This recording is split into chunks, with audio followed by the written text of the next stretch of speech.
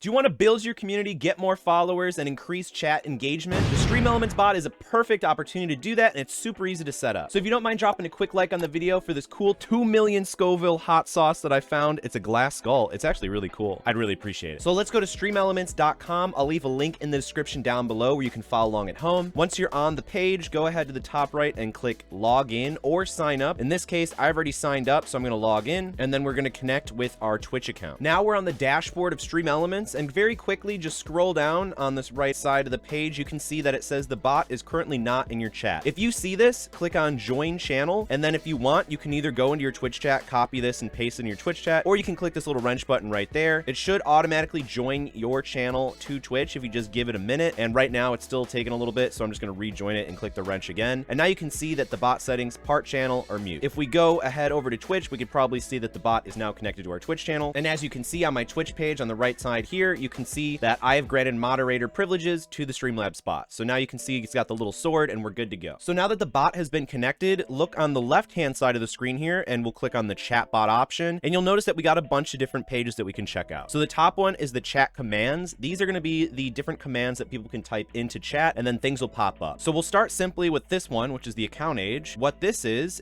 basically if I type !account age into my Twitch chat, then it's going to tell me when my Twitch account was created. So a couple different things. You can change what the command name is, so what they have to type in chat in order to trigger this. The command cost, this is a little bit more over people's heads because it involves the loyalty tab on the left hand side here, and basically if you click on loyalty settings, you can set up a whole loyalty point system, and then you can see that viewers will get every amount of points every so often, subscribers will get so many points, so then you could spend those points on your chat commands like the account age if you want to. Personally, it's a little bit over a lot of people's heads, so I'm going to leave that at 0. The user level is who's going to be able to type this in the chat and have it work. So everyone means everyone can do it. If you only want subs to be able to do it, then you can do subs. Moderator, I prefer everyone. Gotta keep everybody included, right? The user cooldown, basically this is individual people, like how often can they type this before it triggers again. So if you want it to be 15 seconds, type in 15. If you want it 5 seconds to be 5. The global cooldown is how often can this trigger a lot. So if everybody's spamming the command, then it's going to trigger every 5 seconds. So if you want it to be every 1 second, so everybody can use it whenever they want, they can do 1 second, or you know, if you don't want spam, you could probably leave it at 5 to 15 seconds roughly. Enable command when stream is online, offline, or both. I just leave it at both because, you know, it's not going to hurt you if it's online or offline. The command aliases are basically just going to be synonyms in order to trigger this command. If they type !account age, obviously it's going to trigger that, but if they type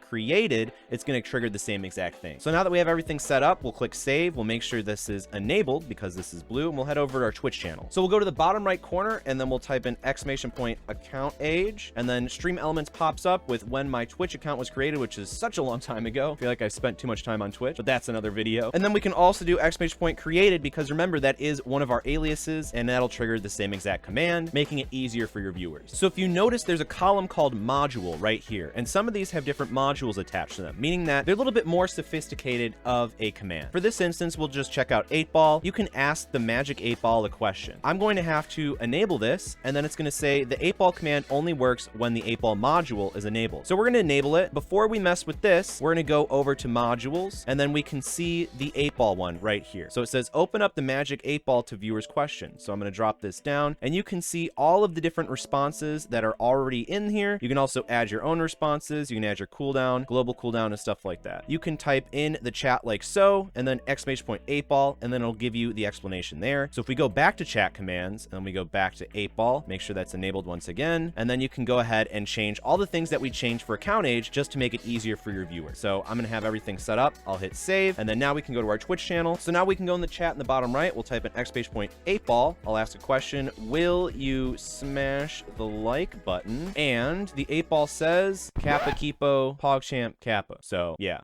The fun part is when you do the custom commands, because you can make your own commands. Let's just do a real quick one. We'll do add new command with this button. It'll be ! Let's say YouTube. And so anybody can use it. And then I'll say, if you want help streaming, please check out my YouTube channel.